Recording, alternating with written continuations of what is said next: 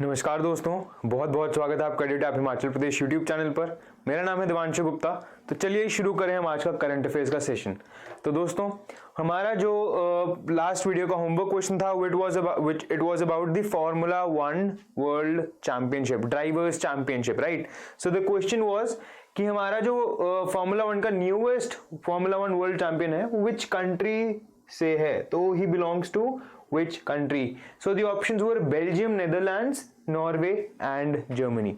Now Max Verstappen has won the Formula 1 Drivers World Championship. He is a Belgian Dutch driver, right?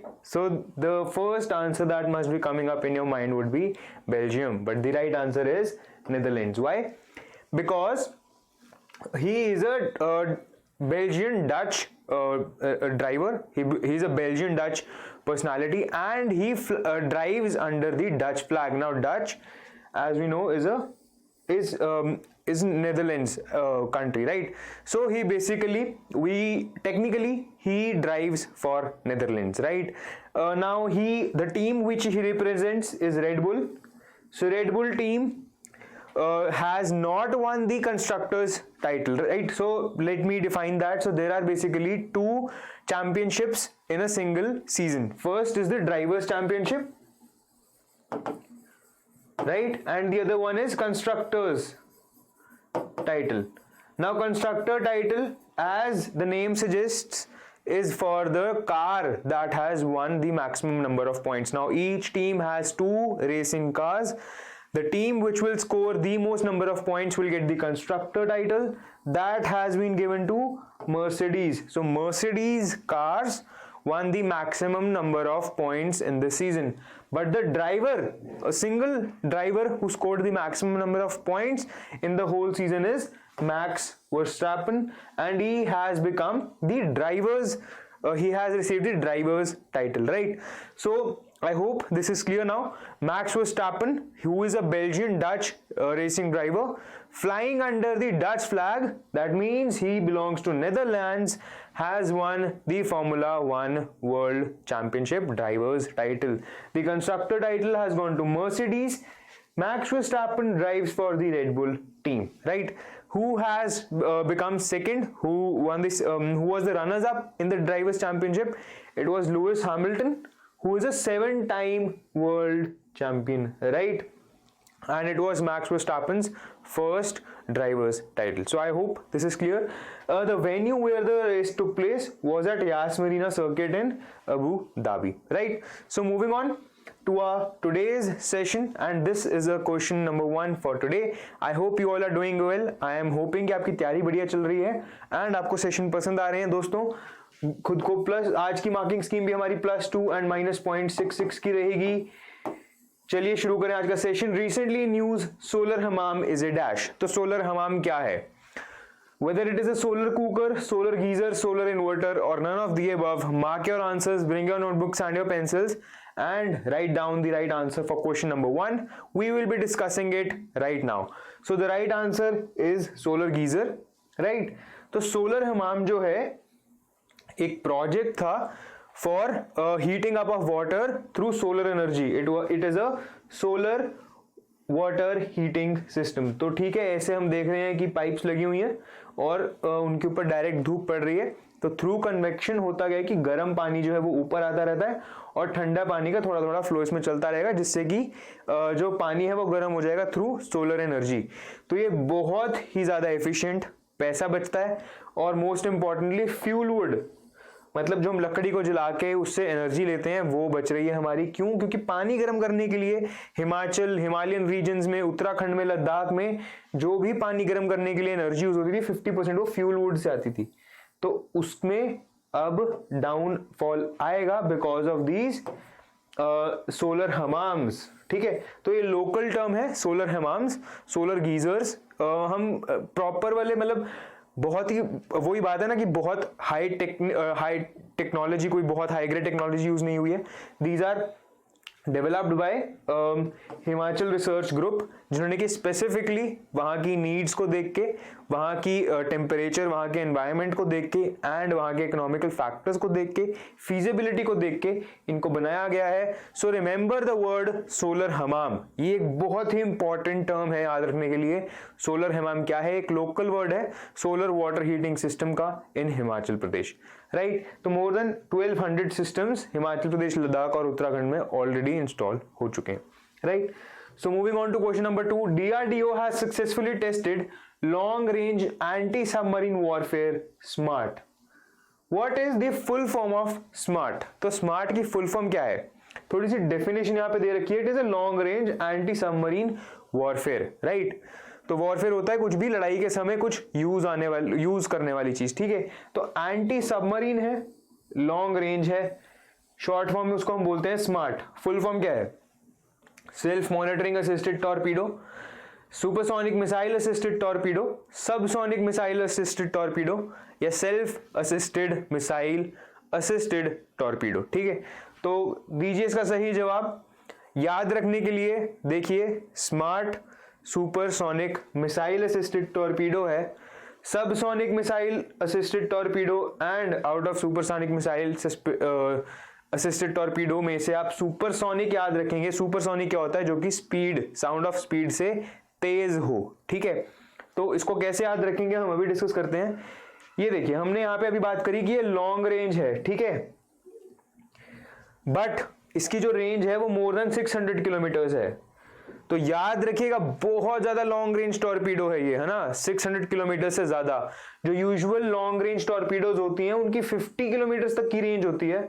उसके बाद वाली rocket assisted जो होती है उनकी 150 तक होती है, बट जो सुपरसोनिक मिसाइल असिस्टेड टॉर्पीडोज होती हैं उनकी 600 किलोमीटर्स तक की रेंज हो सकती है, उससे ज्यादा भी हो सकती है।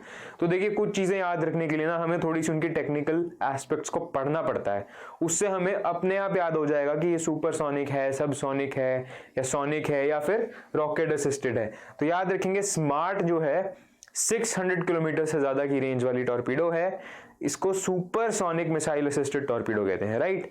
तो ये कहां पे हुआ है? बालासोर उड़ीसा में इसकी टेस्टिंग हुई है। एनहांस करेगा हमारी एंटी सबमरीन वॉरफेयर को। देखिए, ऑब्वियसली इतनी हाई रेंज टॉर्पीडो है तो मेरे को इसके बेनिफिट्स तो मिलेंगे, ठीक है। इसके अलावा इंडिया डीआरडीओ ने प्रीवियसली 2 टेस्ट्स और किए थे, राइट। एक था हमारा stand of anti tank missile पर, ठीक है, और दूसरा था हमारा पिनाका रॉकेट सिस्टम पर। तो इसमें जो ये एंटी टैंक मिसाइल है ना, stand of anti tank missile, इसको कहते हैं संत मिसाइल। और ये जो है ये इसमें स्पेशल चीज क्या है कि ये हेलीकॉप्टर से लॉन्च होती है एंटी टैंक मिसाइल, ठीक है। तो ये कुछ पॉइंट्स थे याद रखने के लिए, राइट। तो चलें नेक्स्ट पॉइंट पर, नेक्स्ट न्यूज पर। नेक्स्ट न्यूज है हमारा who has been crowned Miss Universe 2021। ये तो हम सारे याद रखेंगे, ठीक है। तो मिस यूनिवर्स 2021 किसको मिला है? पॉला शुगार्ट, लीला मसवाने, नादिया फरीरा या हरनाज संधू। तो इनमें से किसको मिला है मिस यूनिवर्स 2021 का title? Well, it is option D, Harnaaz Sandhu.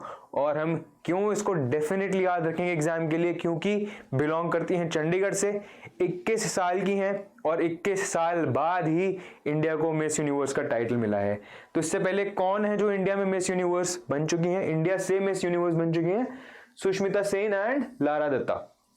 तो सिर्फ 3rd मिस यूनिवर्स टाइटल है जो इंडिया को मिला है। 70th edition of the event, right, कहां पे हुआ? एलेथ इजराइल में। 21 ईयर ओल्ड जो है, जिनका नाम है हमारा हरनाज संधू फ्रॉम चंडीगढ़, इनको ये टाइटल मिला है, राइट। 2nd एंड 3rd जिनको मिला है उनके नाम यहाँ पे मेंशन्ड है। क्या क्या पॉइंट्स याद रखना जरूरी है? Harnaaz Sandhu is the name, 21 year old who won the 70th edition of Miss Universe crown, right. India में पहले 2 मिस यूनिवर्स रह चुकी हैं, Sushmita Sen and Lara Dutta. It is after 21 years that India has received the Miss Universe title, right? तो उम्मीद करता हूं ये पॉइंट्स क्लियर हैं, याद रहेंगे, बहुत जरूरी है ये न्यूज, ठीक है। क्वेश्चंस हमने देखे हैं, स्पेशली पिछले साल के पेपर में हमारे बहुत ज्यादा क्वेश्चंस जो थे वो हमारे अवार्ड्स के ऊपर बेस्ड थे। तो ये एक बहुत ही इंपॉर्टेंट हो जाता है स्पेसिफिकली इसलिए क्योंकि एक इंडियन को मिला है ये टाइटल, राइट। तो चलें अगले क्वेश्चन की तरफ। अगला क्वेश्चन है हमारा, which of the following states has the highest number of Ramsar sites in India. Again very very very interesting topic, Ramsar sites के ऊपर है। किस स्टेट के अंदर सबसे ज्यादा रामसार साइट्स हैं? ऑप्शंस हैं उत्तर प्रदेश, हिमाचल प्रदेश, गुजरात या मध्य प्रदेश। बताइए दोस्तों उसका सही जवाब। बहुत ही इंपॉर्टेंट और बहुत ही इंटरेस्टिंग कहूंगा मैं ये टॉपिक को, पढ़िएगा इसके बारे में एक बारी। तो इसका जो सही जवाब है वो है उत्तर प्रदेश। ठीक है, तो उत्तर प्रदेश में कितनी रामसार साइट्स हैं? पॉज कीजिए जरा वीडियो को और नीचे कमेंट सेक्शन में अभी आंसर कीजिए, बहुत ज्यादा जरूरी है। बताइए मुझे कितनी रामसार साइट्स हैं उत्तर प्रदेश में। ये एक्सरसाइज कीजिए, मैं गारंटी देता हूं एग्जाम के अंदर आपको ये टॉपिक याद रहेगा। ठीक है, वीडियो पॉज कीजिए और बताइए कितनी रामसार साइट्स हैं उत्तर प्रदेश के अंदर। ठीक है, so give me your right answer now. So the right answer for that is 9। So all of those who wrote down the answer 8, आपने ठीक है, अच्छा है, अगर वो चीज पता थी तो बहुत बढ़िया, आपके लिए तालियां। बट अभी क्या हुआ है, रिसेंटली 47th रामसार साइट जो है इंडिया में वो डिक्लेयर हुई है, कहां पर? हैदरपुर में। ठीक है, तो Haiderpur wetland is now 47th Ramsar site of India and 9th Ramsar site of Uttar Pradesh. तो उत्तर प्रदेश में पहले ही सबसे ज्यादा रामसार साइट थी 8, ठीक है, अब उसमें 9 हो गई हैं। तो उत्तर प्रदेश याद रखेंगे हम has the most number of Ramsar sites now from 8 to 9। ठीक है, 8 से 9 हो गई हैं। पहले 46 रामसार साइट्स थे इंडिया में, अब वो बढ़ के 47 हो गई हैं। थोड़ा हैदरपुर वेटलैंड के बारे में पढ़ लेते हैं। It is a source of fresh water and ground water recharge, right, बहुत वेराइटी ऑफ प्लांट्स हैं, एनिमल्स हैं एंड 300 से ज्यादा स्पीशीज ऑफ बर्ड्स हैं। ठीक है, बहुत ज्यादा स्पेशल बात है ये। क्यों? 2019 तक अराउंड 150 स्पीशीज ऑफ बर्ड्स थी यहाँ पर, जो कि इंक्रीज होकर देखिए 2 सालों में almost double. In fact the exact number is 324। तो 324 species of birds were recorded this year. So ये बहुत बड़ा इंक्रीमेंट है, राइट। 1984 में ये बनी थी मध्य गंगा बैराज के थ्रू। ठीक है, confluence of Solani and Ganga rivers. ठीक है, तो ये पॉइंट याद रखेंगे हम। इसके अलावा रामसार कन्वेंशन के बारे में जो इंपॉर्टेंट पॉइंट है याद रखना, ट्रीटी एस्टैब्लिश हुई थी 1971 में and came into force from 1975। Ramsar क्यों नाम पड़ा इसका? क्योंकि रामसार ईरान में इसकी जो हमारी कॉन्फ्रेंस है वो हुई थी, तो उसके कारण इसका नाम पड़ गया रामसार कन्वेंशन। ठीक है, तो उम्मीद कर रहा हूं ये पॉइंट्स क्लियर हैं। Most important take away from this is Haiderpur wetland has been named 47th Ramsar site in India and 9th in Uttar Pradesh, which is the most number of Ramsar sites in a single state, right? So बहुत ही interesting topic कहूंगा मैं इसको, आप जाके पढ़िए इसके बारे में। प्रीलिम्स स्पेसिफिक ये टॉपिक यहीं पर खत्म होता है, राइट। क्यों कहा मैंने प्रीलिम्स स्पेसिफिक? क्योंकि दोस्तों करंट अफेयर्स का सेशन है, बहुत ही कम समय में मैं आपके लिए जितना ज्यादा करवा सकता हूं मैं उतनी कोशिश कर रहा हूं। तो हमारी जैसे हमेशा बात होती है, मैं इस बार फिर से डिस्कस करना चाहूंगा, 100 में से 20 क्वेश्चंस ऑन एवरेज हर साल प्रीलिम्स में करंट अफेयर्स से आते हैं। इतनी तैयारी के बाद आप एक्सपेक्ट कर सकते हैं मिनिमम 16 को ठीक करना। तो इमेजिन कीजिए कितना ज्यादा कहूंगा फ्रूटफुल है ये सेशन आपके लिए। मिनिमम 16 तो आप ठीक कर ही देंगे, इतनी तो गारंटी है इन सेशंस के थ्रू, क्योंकि प्रीलिम्स स्पेसिफिक ये जो भी स्लाइड्स हैं, जो भी हमारी डिस्कशन हो रही है वीडियो में, वो prelims specific for current affairs है, राइट। ऑब्वियसली आपको हेल्प करेगा मेंस में, मेंस राइटिंग में एंड इंटरव्यू में भी। आपको देखो कहीं पे भी ये जो एक अवेयरनेस आ रही है ना इन सब चीजों से, वो आपको कहीं ना कहीं बहुत ज्यादा ना नॉलेजेबल पर्सन बनाएगी और आपको हेल्प करेगी आपकी सोसाइटी में वो डिसीजन मेकिंग में, अंडरस्टैंडिंग में कि ये चीज ऐसे क्यों हुई, वो चीज वैसे क्यों हो रही है। ठीक है, पास्ट प्रेजेंट फ्यूचर को आप रिलेट कर पाएंगे। तो ये बहुत ही इंपॉर्टेंट कहूंगा मैं इसको। थोड़े टाइम में बहुत कुछ सीखने को मिल रहा है, राइट। एंड ऑब्वियसली 20 में से अगर 16 क्वेश्चंस ठीक हो रहे हैं आपके, तो 32 marks out of the target of our 120 marks is directly getting achieved just from the current affairs session, right. तो बहुत ही बड़ा मेरे हिसाब से तो ये अमाउंट है। एंड ऑन दैट नोट आपके लिए आज एक थोड़ा ट्रिकी क्वेश्चन लाया हूं मैं होमवर्क क्वेश्चन के लिए। थोड़ा पढ़िए इसको, 2 मिनट लगाइए। Consider the following statements. CPI is released by Central Statistics Office. Base year of CPI is 2017-18. RBI has now adopted CPI combined as key measure of inflation and to decide on changing the key policy rate. And we have to tell which of the following statements given above is or are correct. तो options आपके A B C D रहेंगे, ठीक है। आपको मुझे बताना है इनमें से कौन सा सही जवाब है।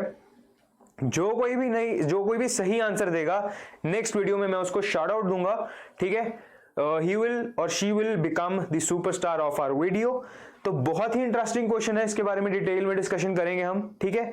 सीपीआई कंज्यूमर प्राइस इंडेक्स कौन रिलीज करता है, बेस ईयर क्या है, और ये एक स्टेटमेंट ऐसी है जो कि आपको समझनी बहुत जरूरी है, ठीक है। तो मेरे अकॉर्डिंग जो क्वेश्चन है वो इसी स्टेटमेंट के अराउंड घूम रहा है, तो प्लीज इसको थोड़ा समझिए, टाइम लगाइए, इसके बारे में हम नेक्स्ट वीडियो में जरूर डिस्कशन करेंगे। On that note, thank you very much for joining in. 16 दिसंबर परसों हमारा बैच, हमारा एक we are launching a comprehensive course. तो 16 दिसंबर एट 4 PM मिलेंगे लाइव हमारी पूरी टीम के साथ, ठीक है। तो डिस्कशन होगी हमारी एक, मिलेंगे 4 बजे 16 दिसंबर को, right. So thank you very much for joining in. For any queries आप हमें hello@edutab.co.in पर मेल भेज सकते हैं, या नीचे कमेंट सेक्शन में आप अपनी क्वेरी प्लीज ड्रॉप कीजिए। कोई भी कमेंट्स हैं, कोई भी थॉट्स हैं, शेयर कीजिए वीडियो के नीचे। वीडियो पसंद आई तो लाइक कीजिए, शेयर कीजिए, सब्सक्राइब कीजिए अगर चैनल को अभी तक नहीं किया है। बहुत बहुत शुक्रिया आपका हमारे साथ जुड़ने के लिए। मेरा नाम है Devanshu Gupta, signing off, bye bye.